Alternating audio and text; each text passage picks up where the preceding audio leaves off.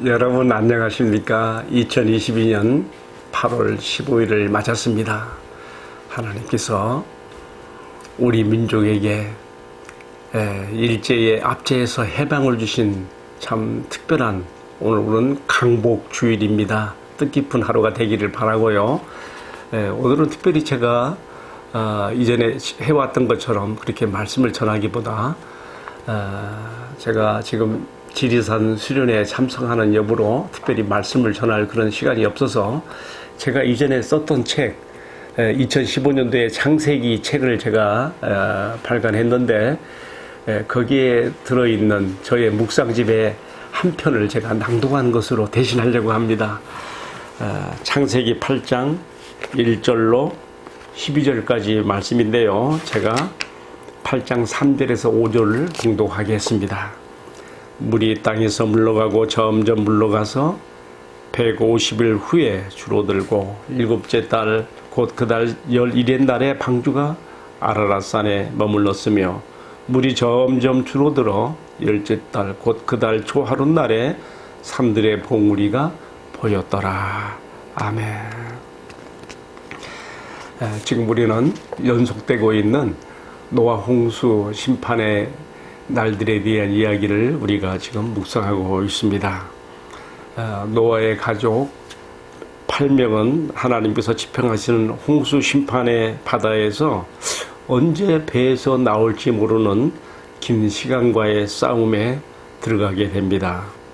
노아가 600세 되던 해인 2월 17일에 홍수가 시작되어 601세가 되던 1월 1일에 땅에서 물이 거쳤고 같은 해 2월 27일에 땅이 말라서 방주에서 나오게 되었으니 노아의 가족 8명은 물 위에 떠있는 방주에서 거의 1년여 이상의 시간을 보낸 셈입니다. 그들은 배 안에서 그 길고 긴 시간 동안 무엇을 하면서 보냈을까요? 그들이 특별히 오락거리도 없는 배 안에서 지루함을 견디고 인내하며 버틸 수 있었던 힘은 무엇이었을까요? 저는 젊은 시절 배를 타고 바다에 나갔을 때 전쟁 위험 지역으로 가게 되어서 육지에 상륙하지 못하고 40일 동안을 페르시아만에 대기하면서 보낸 적이 있었습니다. 아무런 변화도 없는 뱃생활에서 그 답답함이란 이루 말할 수가 없었습니다.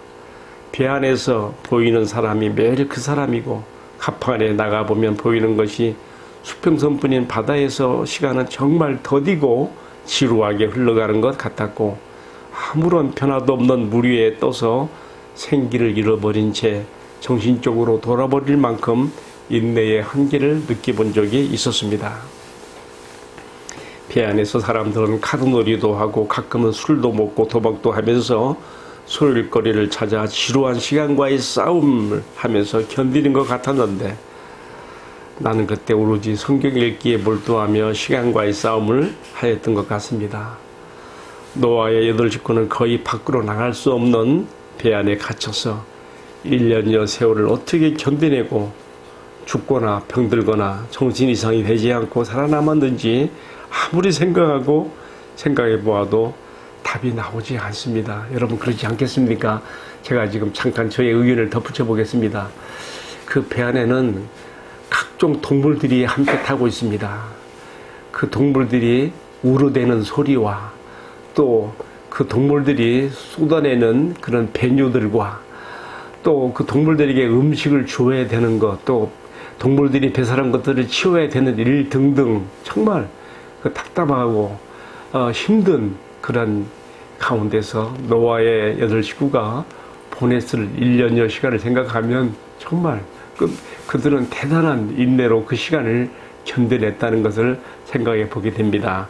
당신은 지금처럼 기록된 말씀으로서 성경이 있는 시대도 아니었고 하나님을 만나는 수단으로서 양을 잡아 제사를 드릴 수 있는 상황도 아닌 그 상황을 추론해 볼 때에 그들이 시간과의 싸움에서 이기고 살아남은 것이 딱히 이것이라고 답변할 것이 없는 것 같습니다.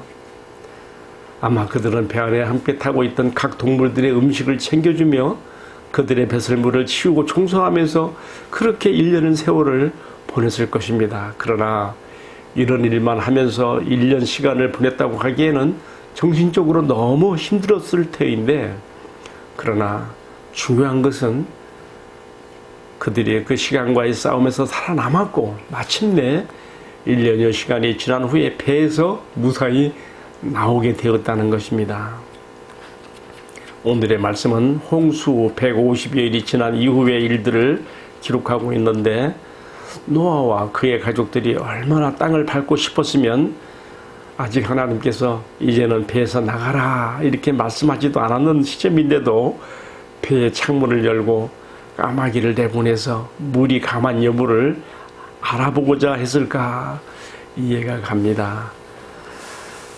그런데요, 세상 천지에 널려 있는 사람들과 동물들의 시체를 보고 썩은 고기를 좋아하는 까마귀가 다시 배로 돌아올 리는 없지요. 그래서 까마귀가 돌아오지 않자 노아는 다시 비둘기를 내보냈는데, 비둘기가 발붙일 곳을 찾지 못해 다시 돌아왔고 7일 후에 다시 보냈을 때는 감람나무 새 잎사귀를 물고 와서 물에 잠겼던 세상에 이제는 물이 말랐고 배에서 나갈 시기가 가까웠음을 알려주었습니다. 여러분, 여기에 감람나무로 했는데, 감람나무는 낮은 저지대에서 자라는 나무 식물이기 때문에 우리 그렇게 추론해 볼 수가 있는 것이죠.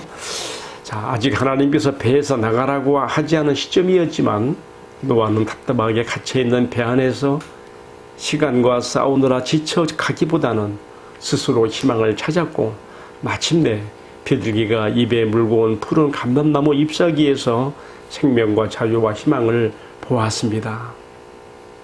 비둘기가 물고 온 푸른 감람 잎사귀는 그가 조금만 더 배 안에 갇혀 있어야 하는 시간과의 싸움에서 승리할 수 있는 의욕과 용기를 주었고, 지쳐있는 가족들을 격려하는 희망의 잎사귀가 되었던 것입니다. 여기서 잠깐 제가 제 설명을 좀 붙이겠습니다. 적용으로 들어가기 전에 노아의 8 가족이 배 안에서 이처럼 시간과의 싸움에서 지쳐가고 있을 때, 그러나 하나님께서 모든 사정을 아시고 배 밖에서 노아의 가족이 충분히 감당할 이 기간을 감당하도록 하나님의 일을 하셨습니다. 어떻게 했습니까? 오늘의 말씀에 보게 되면 물이 150일 동안 또 이 지구에 이렇게 넘쳐 있었고요. 하나님께서 이제 150일 후에는요, 바람을 불게 하여서 이 물을 감하게 하시는 것을 보게 됩니다. 모세가 이스라엘을 끌고 홍해바다 앞에서 지팡이를 들고 바다를 향해 올렸을 때에 하나님께서 그 바람을 불어서 그 물을 가르시고 마르게 하신 것처럼, 지금 노아가 갇혀 있는 그 배 안에 밖에서 하나님은 지금 바람으로 지금 세상에 잠긴 물을 지금 감하게 하셨던 것이죠.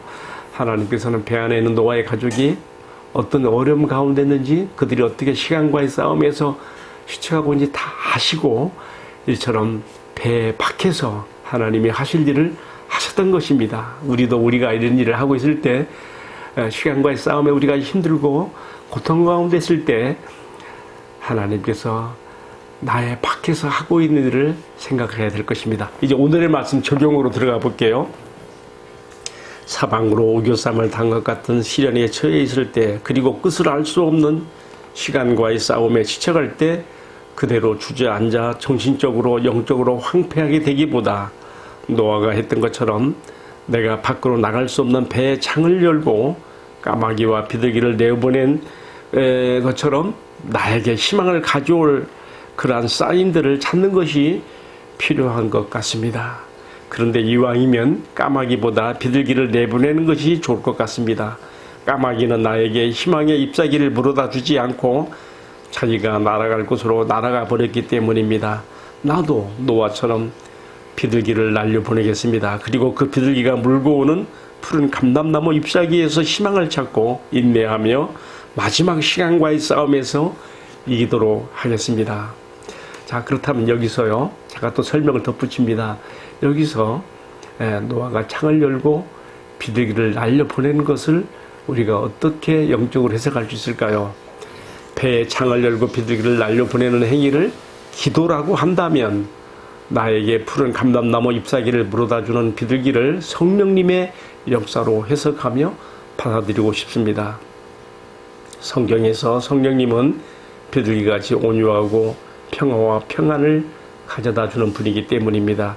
이러한 해석이 혹시 알레고리적 해석이 된다고 하여도 만일 내가 노아와 같은 입장에 처한 사람이라면 이렇게밖에는 달리 살아남을 방법이 없다고 생각되기 때문입니다.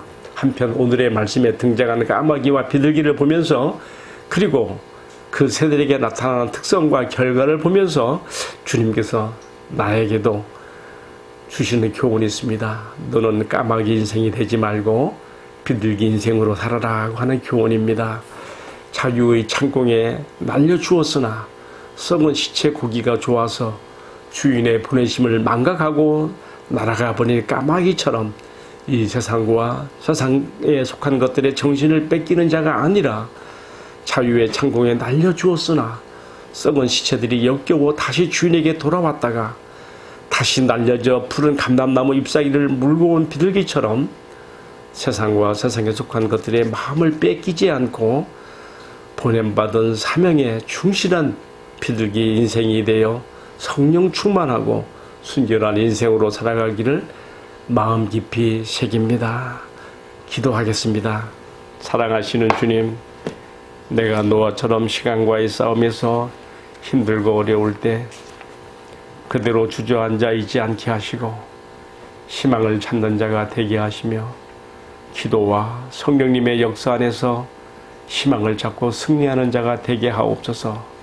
더불어 인생 여정에서 까마귀처럼 세상 썩은 것들을 탐닉하는 인생이 아니라 비둘기처럼 거룩하고 순결하며 내가 보냄받은 사명에 충실할 수 있는 인생이 될 수 있게 하옵소서. 이 모든 말씀을 내 삶의 주인이신, 내 생명의 주인이신, 그리고 나의 인생의 시간 속에서 승리하게 하시는 주 예수님 이름 받들어 간절히 기도 올리옵나이다. 아멘.